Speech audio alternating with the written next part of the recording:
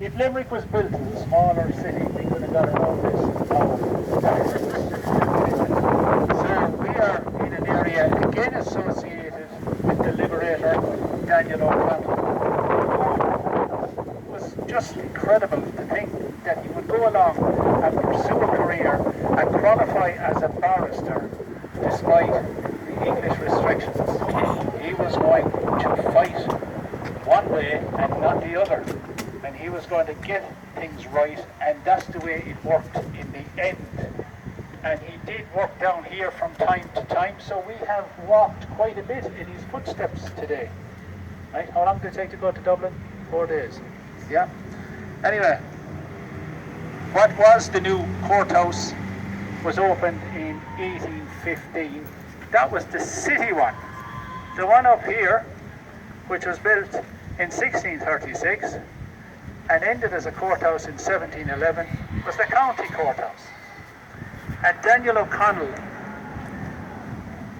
really, he was probably the highest qualified barrister in the British Isles at that time, no question about it, because he studied every case he could in order to catch the British out, or the English out. Yeah. However, despite his distinguished career as a barrister to be replaced by that of a politician, he lost one case. The Colleen Bawn. Well done. Now I often ask this, have you heard of the Colleen Bawn? And the answer is yes. And that's it. Yeah, that's it. Do you want to hear about the Colleen Bawn? Okay. 206 years ago, a 16-year-old girl fell in love with a member of the gentry, and his name was John Scanlan, who had actually fought in the war in Europe and had actually been discharged from the army together with his footman by the name of Stephen Sullivan. And he was only 25, Stephen Sullivan was 32. But they had been involved at the time of the French Revolution. And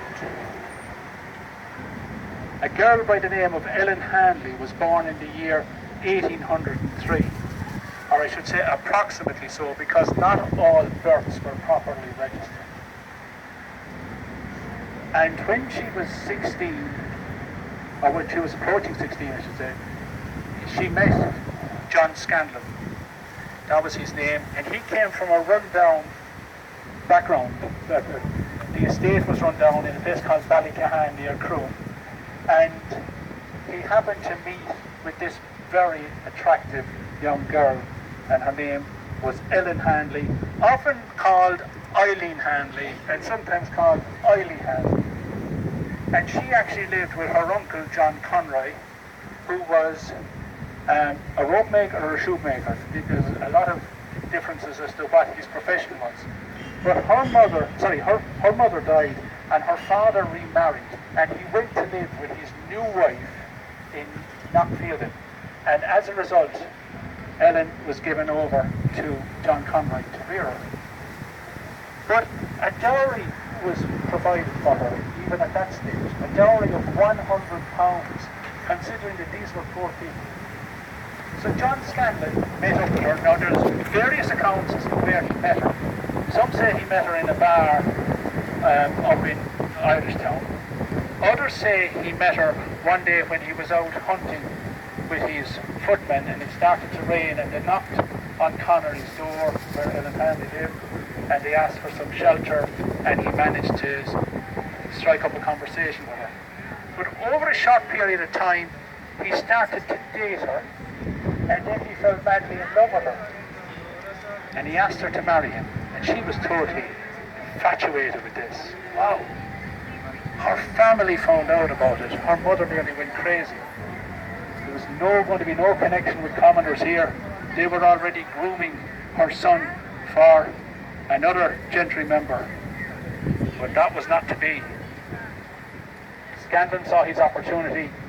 He knew about the dowry, and he arranged to elope with Ellen Hanley.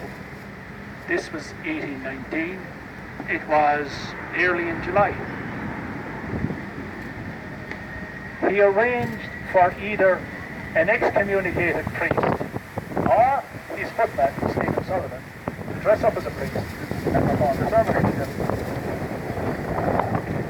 All very happy, the three of them were together, and they rented a house out in Glynn. But after a few weeks, Scanlan grew weary of this peasant girl.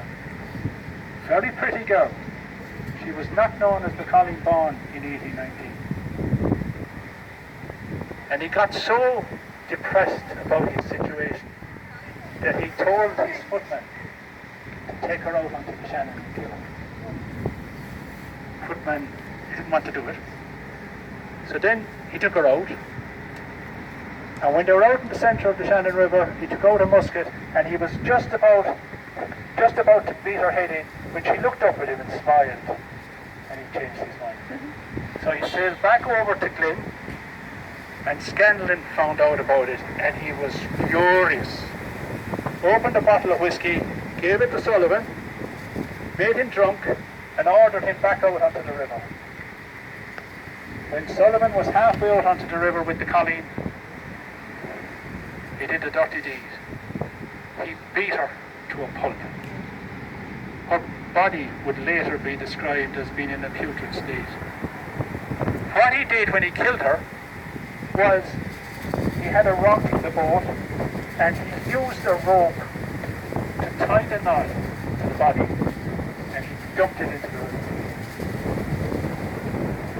That very same day, Scanlan put out the word that he was called away on business. So he disappeared with Sullivan. There was no sign of the Colleen anywhere, and this was the 14th of July. So the date was recorded when Scanlan said he was called away on business. 6 weeks later, her body was washed ashore at Moneypoint at the Sailor's Rock in a dreadful state, but still tied with the rope. Apparently Sullivan didn't secure the rock good enough for the body to stay in place. The Knight of Glynn was then summoned because he had to inspect the body. He would have been the pathologist at the time. And the body was temporarily covered in sand, with sand, until he came. And then the brother of the man who found the body donated his grave at Boran Cemetery, or Boran Graveyard, no, cemetery, not graveyard. Know the difference between them, I'll tell you that in a minute. But anyway, so she was buried in the graveyard. And years later, an inscription was put on the grave, because she wasn't the Colleen Bawn at the time of her death. It was in retrospect that she became the Colleen Bawn. Here lies the Colleen Bawn, murdered on the Shannon, July 14th, 1890. However, in the meantime, Scanlan and Sullivan were gone on the run. But Scanlan couldn't stay quiet. He used to turn up at hunt balls, and the next thing he was spotted, and he was arrested, and he was brought to jail here, in the old jail, down there where the civic offices are now. He was brought to court up here, at the old courthouse, charged with murder. His family, as I say, lived in a rundown farm, but they had the money to get a good barrister, and they got Daniel O'Connor. Scanlan enjoyed his few days in prison and going up secretly into the courthouse every morning, thinking he was going to get away with this. There was no way that a member of the judgery was going to be executed for the murder of a commoner. However, there was one thing he forgot about. The rope that was used to tie Ellen Hanley's body to the rock had the Scanlan family knot in it. And you know, in court cases, there's two things that determine the outcome. In a civil case, it's the balance of probabilities. In a criminal case, it's beyond reasonable doubt. What's interesting here as well is a strong Limerick connection. And that is, if you look up, well, those of you on this side will see it easy. There's a bust of a gentleman up there on the first floor of the building, and that is Gerald Griffin. Gerald Griffin was born in Limerick, the son of a brewer, the 9th of 13 children, and he was also born the same year as the Colleen, 1803, and he was a reporter, later a novelist, and he actually reported on the murder here, or in the court case in connection with the murder. The contemporary newspaper reports are absolutely fascinating. Anyway, the reality is that Scanlan was found guilty. He went to court on, I have the date here now, I write the date. He went to court on the 13th of March 1820, and he was convicted on the 15th, and he was executed on the 17th. Right? The Daniel O'Connell connection. On the day of the conviction, and incidentally, Judge Jebb, prosecuting judge, wanted him hanged straight away. Wasn't going to wait until an execution date. Daniel O'Connell wrote to his wife on Wednesday the 15th of March 1820 from Limerick, "I had a client convicted yesterday for a murder for whom I fought a hard battle, and yet I do not feel any the most slight regret at his conviction. It is very unusual with me to be so satisfied, but he is a horrid victim. He will be hanged tomorrow, unless being a gentleman prevents him." And on the day that he was convicted, a horseman was sent to Dublin to the chief magistrate to get the conviction overturned. How long did it take to go to Dublin by horse? 5 days, yeah. Even if you relate it, 5 days, yeah. So anyway, Scanlan was hanged on the Thursday, and just about everybody in Limerick took the day off. They lined the streets. And when the cortege, when the carriage got to the old Balls Bridge, because the present one was 1830, the one without the hump, the horses would not cross the bridge. And despite the efforts of the military with their bayonets and their ropes, the horses wouldn't budge. So Scanlan was taken from the carriage and forced to walk the rest of the way to Gallows Green, which at this stage was up near the Munster Fair Tavern. Why did that happen? It's still a mystery as to why that happened. Some say it was an omen of his innocence, and others said that horses will not carry a condemned man across a running stream. So that's one of the great mysteries about that. And just as I am so far, I just tell you 75% of the story.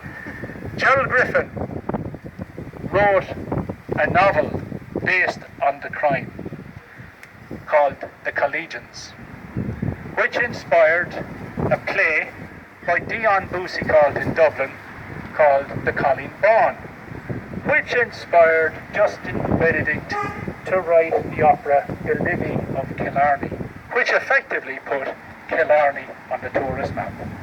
What is interesting here is that none of these accounts are factual to the story. These are based on a fictionalized version of it. So you have to really go surfing the net very carefully to get the true story. Now I can't think of the name of the author, but I think he was from around Skeeton. He wrote a very good account of the Colleen Bawn. But anyway, and the story, even though it's 206 years old, it still inspires Hollywood screenwriters. And there is the original, the very first film made of it is 1911. But you will not get the accurate account of the Colleen Bawn from that. Okay? Anyway, how are we doing? So yeah, Sullivan was captured about 9 months later, and he went through the same rigmarole, and he was hanged. And no, by the way, Scanlan protested his innocence right up to the gallows. Sullivan admitted that he killed her, and it was, you had to put him up. But it was only in the years following that she became known as the Colleen Bawn, so she wasn't known as the Colleen that time. But she had £100 diary, and there are gaps in the actual story. You know, even on the contemporary reports or accounts of it, there are gaps. I mean, she seemed to have disappeared, and John Conroy didn't seem to be worried about her, walk out looking for her, or what actually happened to the money, you know. But and just one point of interest from the time is when a condemned murderer was killed that time or executed, it was customary for his body to be taken away and dissected for medical reasons.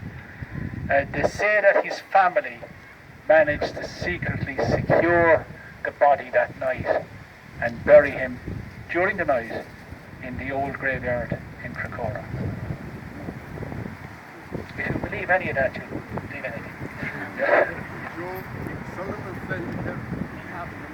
He was caught in Cork. Yeah. Was that Kerry? Yeah.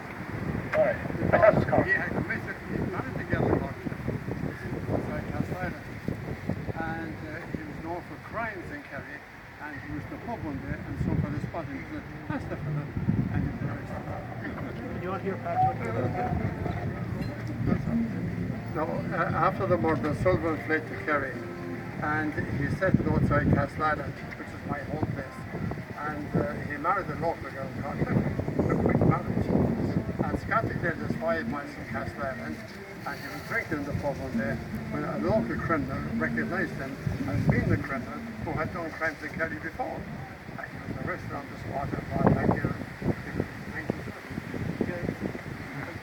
Yeah, about 9 months later he was hanged, and his trial was reported as well, but it was the scandal side of it that really captured all the attention. Okay, how's everybody doing? Yeah? Okay, so I would say we'll be on.